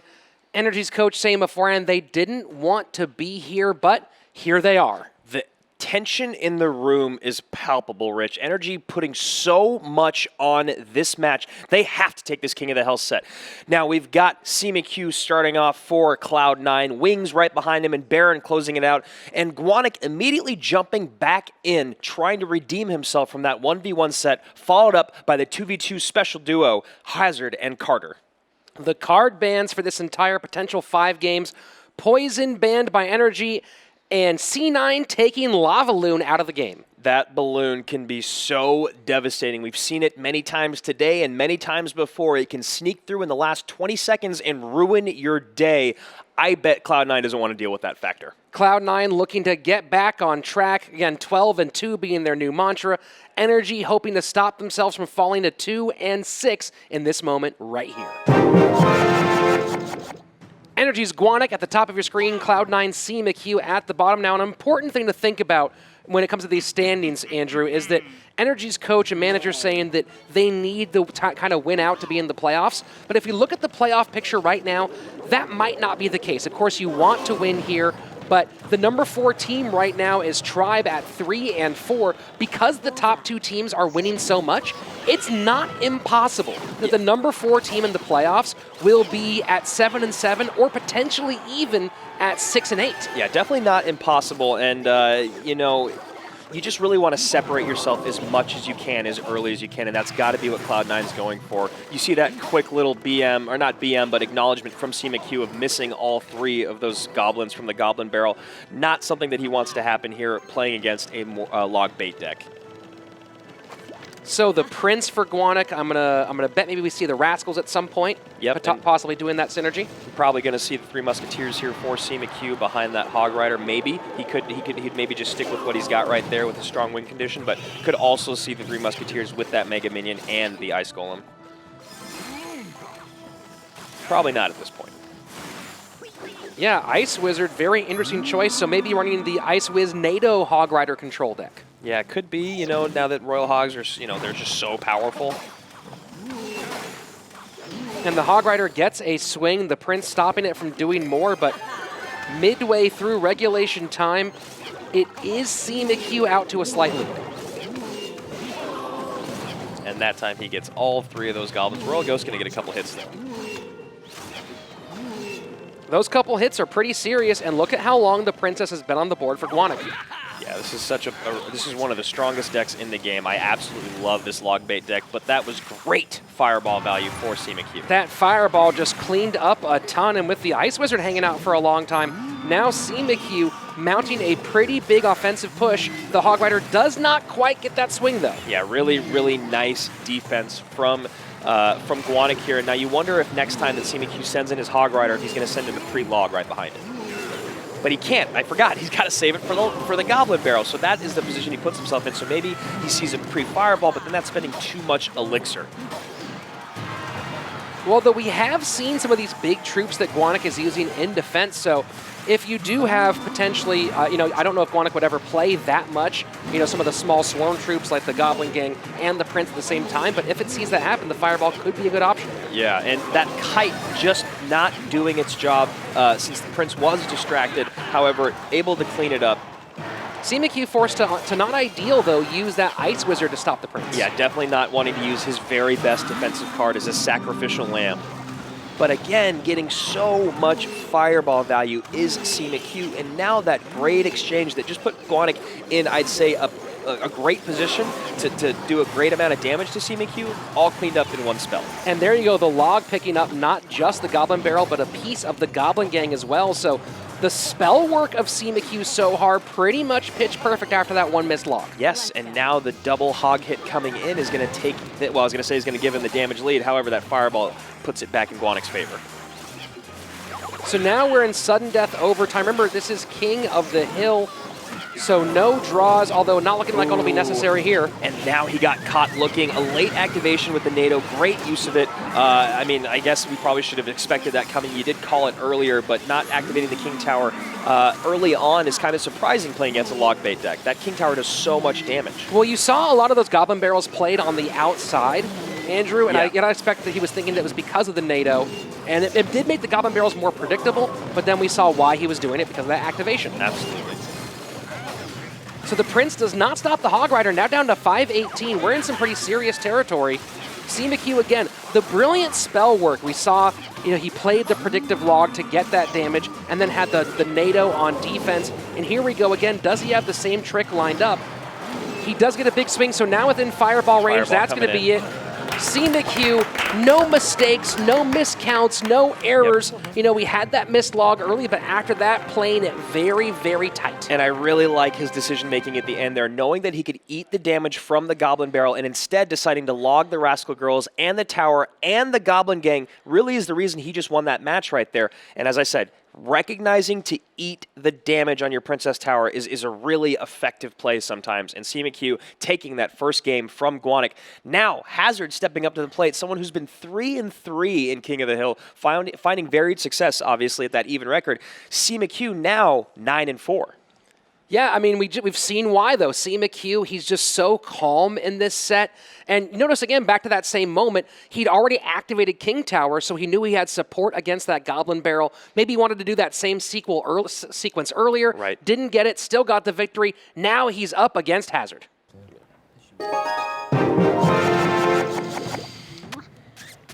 Hazard throwing out the kisses, looking to get in the way of the Greed Goblin coming from CMQ. I love that Goblin. He looks crazy. Still, my favorite emote, though, is the Screaming Hog Rider. It makes me laugh out loud every time I see it. Well, the questioning one going, hey, man, what you going to play here? Anything soon? We've seen the Knight being used in this new kind of graveyard rendition. I'll be interested to see if we're going to see that right now. Well, it is an inexpensive sort of mini tank that can work pretty well, so does its job, although up against a Prince, not going to stand up that strong. Yeah, we found him replaced a lot by cards like the Rascals, the Cannon Cart, and the Prince, because they're just so much more effective utility-wise. They've got more health, they either do more damage, they can attack the air, you know, all of the above. Well, then the question becomes, Andrew, if you are running Graveyard, does having it be 3 rather than 4 or 5 help you if you're trying to cycle that Graveyard down more quickly? Oh, that's a very good point, and definitely, because, I mean, it looks like he's coming up against the beatdown deck here, that Golem Prince beatdown deck, so he's going to want to create a lot of pressure as soon as possible. Remember, the card bans here, Poison and Balloon, so for the Graveyard deck, the Poison being off definitely helpful. Yes. Yes, absolutely, and I'm sure that was somewhat behind the choosing of this deck that they're running right now. But take a look, Andrew, at CMQ's deck, and he looks like he has a number of good answers, though, if the Graveyard does come down. Absolutely. The splash damage from the Baby Dragon is so effective, but even more effective are the guards, who have such a quick attack speed and a lot of health. So entering into double elixir time, kind of the moment when both of these deck archetypes will shine, and we see the Golem push in the left-hand lane. But with that Knight coming down the right-hand side and the Tombstone to support there, we might be seeing Hazard, and there we go, as I say, we're about to see him probably push the Graveyard into the right-hand side. And as we said earlier, those guards coming down immediately, making quick work of this Graveyard, happy to eat a few hundred damage so that he can support this Golem push in the left-hand lane. That's certainly more than a few hundred, though, Andrew, down to 1378. You know, a little bit of luck from the RNG gods. Random number generator, putting those skeletons out there on the left inside of the tower away from the guards. Wow, and actually the Golem is getting pulled towards the weaker tower here. Not going to be a huge issue, but definitely not the way that Hazard wanted that Golem to walk. And now Hazard switching lanes, and will the skeleton generation be as kind? Hazard looking like he believes it's not going to be the case. So pretty well picked up this time as opposed to the last one, and the Fireball doing lots of damage for CMQ as well. Yep, and now he's going to support this Golem push as best he can. Definitely going to try to get to that tower, but not sure if he's going to actually be able to with all these troops down for Hazard. The Ice Wizard slowing things down. The Prince getting eaten up by the Baby Dragon, but we're still going to get at least some death damage there on that tower. One hit from one Golemite. And now down to 1596 on the right-hand side is NRG's tower. Yeah, and CMQ definitely feels like he's in the driver's seat here, not because of the damage situation, but because of the response in defense to Hazard's win condition. And Hazard still yet to play 2 of his cards. Yeah, very interesting at this stage in the game. You got to wonder if he finds that they're not effective cards in the defense he's trying to run against this beatdown deck. Yeah, and there's the first Fireball coming in for him.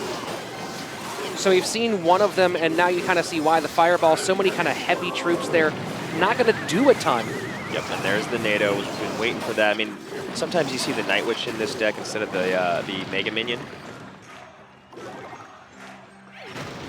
So now come to a bit of a stall, and it's a question for Hazard of, am I going to try to play this thing for lowest tower? You know, there's 2 minutes to go. That's a long time to play defense, although it has been very slow going on both sides, and with that Ice Wiz, maybe he can stall out and make that the game. Yeah, and it looks like CMQ's going all in here. You imagine he's going to try to NATO this Ice Wizard right up into this pack to get it cleaned up very, very quickly. However, Hazard beat him to the NATO. NATO, Fireball, Ice Wizard all together, and now we see some nice defensive synergy coming out for the young man from Providence, Rhode Island. And there's the first Fireball coming in for him. So now come to a bit of a stall, and it's a question for Hazard of, am I going to try to play this thing for lowest tower? You know, there's 2 minutes to go. That's a long time to play defense. So maybe he can stall out and make that the game. CMQ getting a little impatient, dropping that golem right at the river, being like, I want to get to the tower, stop getting in my way. And it looks like he actually might make it on this push. We need to get back to a tombstone for Hazard. Well, the Ice Wizards doing a good job of holding things off, but a minute to go, and now both of those Golemites getting on tower. So it looks like CMQ getting himself into spell range here, down to 526, and there's that first big all-important fireball. So with a minute to go, unless Hazard can make some sort of miracle push and take one of these 2 towers, it's CMQ's game to win. Yeah, it'll be 2 up and 2 down quick for CMQ, and that golem at the river. This could be the interesting position. He does get the guards off quickly, and now he is looking very, very comfortable. And this is the push exactly. Hazard just trying to get enough damage on here. He might try to cycle again really quick. I can't imagine he'll spend just a lot more than that on defense, knowing that, okay, that does split the Golemite, so if he can kill this one, down to 272, so outside of fireball range, but within fireball log range. Yep, definitely. And now it's that decision about defending. We've seen so many pros make the mistake earlier in the season about not defending and trying to close it out. But CMQ doing exactly what he does. Defends, fireballs, log, conservative heads-up play, and now it lies all on the shoulders of NRG's Carter to try to keep them from being in last place. Just such a tough play here. There were so many answers to the graveyard, and while we went down to the very last seconds of this match, CMQ just knew he had defensive answers, and he, on top of that, he kept the pressure on the offense and didn't let Hazard even really mount any attacks on that tower. Yeah, and it's all because CMQ never overcommitted on offense or on defense. He was willing to let offensive pushes die or willing to take damage on defense to never lose the elixir advantage, and that is why his play of being so calm, cool, and collected throughout that entire game left him on top. And now, as I said before, it's Carter coming in for NRG with everything on his shoulders. Everything riding on these next few minutes, 3 to 6 minutes to decide his team's fate. Of course, a loss here wouldn't mean elimination from playoff contention, but at 2 and 6, it would put them in a pretty bad hole. Cloud9 hoping to close things out on the backs of CMQ.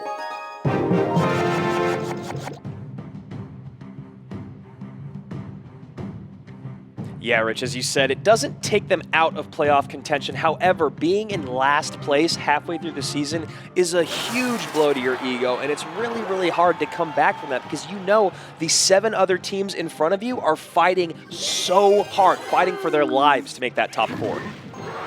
So CMQ going beat down again, but switching it up with the Giant, and now it's a Golem for Carter. And this is not the position that CMQ wants to be in. An early Giant going right into a Golem. Usually when you're playing Giant, you want to go opposite lane of the Golem player.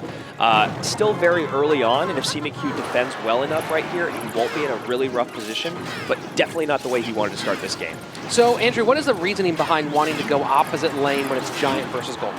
Because your Giant has so much less health than their Golem that your troops are going to clean up that Giant quickly, and your Golem will still be alive on the other side of the river. In turn, the DPS troops will come down, even if they're at half health, having that Golem, even at Golemites, as you see, 646 health. Just like I said, man, you never want to push a Giant into a Golem for that exact reason. And you see CMQ there lamenting that moment. And we are seeing the double minions. We have the minion horde and the minions out. So CMQ, a lot of air support. I believe Clash with Ash covered a deck that someone got #1 in the world with this double minion horde deck. And the idea behind it is you support your push with the 3 minions, and you try to bait out the big spell from your opponent, or in this case, maybe the baby dragon, probably a fireball in there as well. But you try to bait that out of your opponent, and then you send in the big minion horde, and you just do not relent. You send in all your troops over and over, send another Giant, send another minion horde, because when you catch your opponent without that big spell, it is huge. So as we enter double elixir time, it is Carter with a significant lead, but that has not stopped CMQ before. Such a strategic player, knows how to make these moves. The fireball eating up a lot of those minions, but now we see the miner as the last card for CMQ, and we get an idea of what he's trying to do here with his archetype. And I like the decision making on Carter's part to just drop the baby hat dragon and leave it where it is, push the Nightwood down the other lane. I was thinking he was going to drop a Golem in front of it, However, that's not the case. So maybe I don't love that decision making, actually. So we haven't seen the Golem in a while. You got to wonder if Carter is just a little reticent to play it, worried about the slightly cheaper, faster deck. Maybe he plays that Golem and too much comes down the opposite lane. Yeah, I mean, I definitely understand that. And here we go. Now he's probably in a much better position to push. Dropping that minion horde immediately, though, for CMQ is probably not what he wanted to do. And there you see the baby dragon cleaning that up, and CMQ waving the white flag, knowing that is it. So Carter coming up big, preventing CMQ from yet another sweep. So now in King of the Hill, now CMQ has one sweep and has gone 2-1 3 times. But that 2-1 so valuable when the guys behind you are Baron and right next up is Wings. And this is exactly what I was talking about when you asked me the question. You see all these troops not fully healthy, but still being tanked by the Golemite, and that amount of damage is impossible to come back from. You see CMQ shaking his head, knowing that he got a little overzealous in the beginning, and now Wings is going to step in. It's okay, though. He's only, 7-2 in King of the Hill. 2 sweeps for Wings, so no sweep required right now. We'll see what he can do here up against Carter, who has had some of these big-time moments, and he's definitely shown skills. He's come up short once or twice in that final game, so this is a big moment for him. If he can run through all 3 of these players, this would be a way to put his stamp on CRL and Clash Royale overall.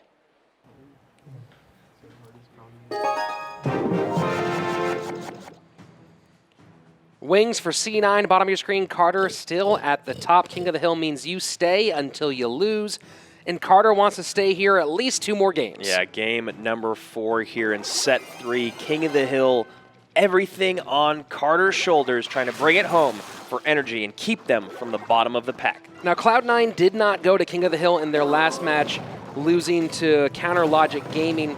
They had the 2v2 loss, and then, of course, that very close 4-game loss that CMQ had against Geo in 1v1. But in the last 2 games before that, the last 2 times they've been to King of the Hill, those are those 2 sweeps against TSM and Immortals. Wings currently on a 6-game King of the Hill run. Yeah, that record doesn't always tell the story. And like you said, that was a 4-game set between CMQ and Geo. CMQ took the first, Geo took the second, they tied the third, and then Geo again barely edged him out by 67 HP or something crazy like that.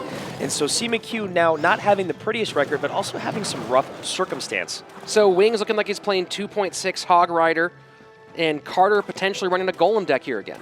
Yeah, and we've actually seen Wings run a lot of Giant Poison, Graveyard Poison, Mini P.E.K.K.A. Poison. Probably the reason we're seeing Poison being banned by NRG. Very smart call. Get the King of the Hill specialist out of some of his comfort zones. Exactly, but going back to running one of the most tried and true decks in Clash history, in the whole entirety of the game, you got to think that Wings is still feeling very comfortable. So how do you feel here, though, Andrew, if you're playing 2.6 up against a Golem deck? If I'm playing 2.6 against a Golem deck, I lose, because I'm just not good at 2.6. I don't know why. It's one of the few archetypes and metas out there that I just don't really enjoy playing, and a missed fireball from Carter. Huge missed fireball. That was just straight up nerves, because nothing was moving. Hopefully he can come back from that for the sake of his team, but a big miss. I mean, still going to do a good job of picking up a lot of this damage, but taking at least maybe one swing that he might not have taken if that fireball had gotten rid of the Musketeer, but looks like mitigating a lot of the fallout from that mistake. Yeah, that definitely went way better than it could have went. And again with that fireball, I'm going to call it a miss because he did not hit the Musketeer.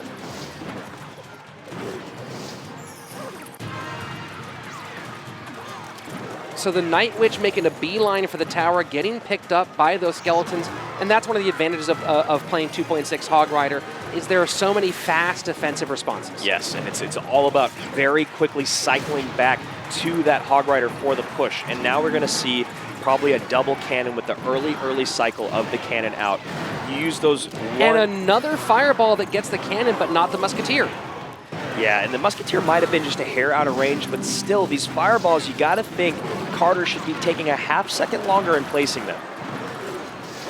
Now, I asked you the question how you feel about 2.6 against Golem. Now, let's switch it up, Andrew. If you were Golem, how would you feel playing against 2.6? I mean, you're seeing it kind of right now. Those big downhill pushes are becoming harder and harder to manage with Wings. But, however, Wings is doing a great job of keeping the pressure up.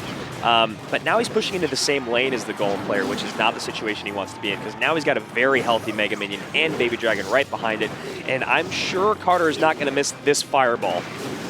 We are deep. There it is. There we go. That one finally hits. We are deep into sudden death overtime, and it is Carter with a pretty healthy lead, but all it takes is 1 or 2 swings, and there we go. 1 swing, putting things very, very close here on the right-hand side. Yeah, this is very, very close. However, now he's forced to only push into the lane that Carter is pushing. So now we need a strong defense from Carter, and then in turn a push, and that tombstone came in at very the last second. But now with that log getting very, very far down, so both players getting closer and closer to potential spell cycle range.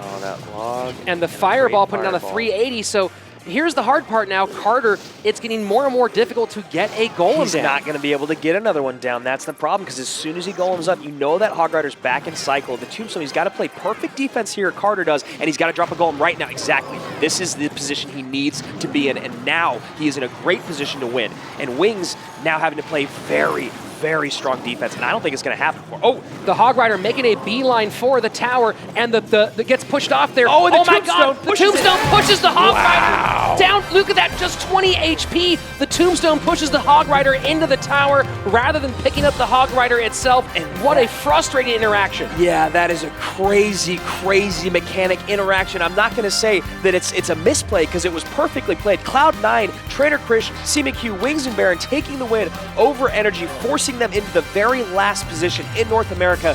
That tombstone was the story of the day. Carter cannot believe it. That's the second, very, very difficult kind of almost unpredictable interaction he's had that has cost him a game in the last waning seconds. Of course, there was the Hunter Royal Hog that happened a while back. And I want to take a look at that replay, because this is crazy. Down to just 20 HP on the right-hand side. He's playing defense. Looks like he has it. So this is a little bit earlier. We see the fireball just a little bit too deep, and you don't think that maybe these missed fireballs, that might have been the difference here in this game. So here we go. Here's the final. Yeah, at least he's hitting the tower still, but yeah, you see that Hog Rider coming down the lane. One hit, misses the tombstone, pushes it into the tower. Wow, and you see the frustration from NRG. They can't believe it. It wasn't even a misplay. It was just really, really bad luck. And now with that, NRG is in last place in North America. And there you go. Wings now on a 7-game win streak in King of the Hill. But it wasn't more than that, because he was set up by his teammate, CMQ, playing really well in the first 2 games, running into Carter, getting a little trouble, but helped by his teammate. And right now, CMQ is standing by with Christy St. John. Thanks, guys. Here with CMQ, a.k.a. King of the Hill. I've said it before, and I will say it again. Great job. Now I have to ask, are you feeling amazing for helping out your team, or are you still feeling some of those mistakes for those losses? I mean, I've been in a slump recently, but I'm just happy that I could get some wins on the board finally, again, for my team. Some great wins and amazing job in King of the Hill. I have to ask, is there anyone that you're really looking to add to your trophy case in King of the Hill? Someone you're really looking forward to beat? Not really. I just think of every match as the same and just go out there, pick a deck, play my best. Bringing it home for your team. Well, great game today. Thanks so much for talking to me. Back to you guys. Thanks, Christy. CMQ, a guy at his level, doesn't care who he beats. It's kind of like, hey, put him in front of me and I'll knock him down. That's all I care about. And knock him down, he did. A very important win now. The standings, no changes, but a big mark in the W column here. Yes, this is a huge, huge moment for Cloud9, now being only a half a game away from catching up with Complexity. Immortals now firmly in 3rd place, and NRG at the very bottom of the list. Now playoffs feel slightly out of reach, but as you said, not impossible, Rich. Not impossible at all with the streaks Cloud9 and Complexity have been on. There is room for a 50-50 or maybe just under 50% team to make it in. And Cloud9 now at 6-2, looking for that 12-2. Fantastic play. And you can follow all of it by hitting subscribe on the Clash Royale Esports YouTube channel. Don't forget to ring that bell for your notifications. Of course, go to esports.clashroyale.com for player, team information, and of course the standings. And don't forget the Clash Royale Esports tab in your app while you're playing. Take a break and check out the games. And right now, we're going to take a break and open some more of these awesome Clash Royale cards, courtesy of Topps. Yes, I want the legendary. And guys, remember, you can buy these cards at shop.supercell.com. Every single one of these large boxes has a legendary inside of it, and I'm going to get it before Rich does. 82 cards. Some of the newer ones have not quite made it in yet. They will probably be in our second version. Okay, so I got nothing. Yeah, got the E-barbs. I get so many E-barbs. You know, now I understand why I see them all over the ladder, because they keep on showing up in my own hand. The absolute least favorite. What's your least favorite card to play against? Oh man, I mean they're definitely high up there because you get E-barb Rage. They're always over-leveled. I hate it. Mine's Wizard. It's Wizard E-barbs paired with that Rage. Look who he got it. I beat you to the legendary. No. Boom, take a look at that right there. The Night Witch. Legendary Night Witch. I'm preparing a nasty golem push right into your tower. Bring it, son. I'm upset. I'm upset. Yeah, I know you are, but don't worry. I got one, you get one. So that's going to be it for us today, guys. Go ahead and get your cards. I mean, you can see how much fun we're having. Yes. And we will see you back here Tuesday of next week, September 25th, with more North American action. Tune in at 6 p.m. Pacific Standard Time to watch the race for the World Finals heat up for Andrew Guy. I'm Rich Slayton. We'll see you back here on Tuesday inside the arena. My dear subjects, we have witnessed greatness and surprises here today, as we do on any day we partake in the Clash Royale League. The energy is electric, the action non-stop. If you can't tell, I like this game a lot. With every passing day, the playoffs grow near. And with every match, every set and game, the intensity escalates. The World Finals are on the horizon, and the next weeks of play will determine who earns the chance to battle for the Golden Crown. To see every spell, it's easy. Just subscribe to the Clash Royale Esports channel.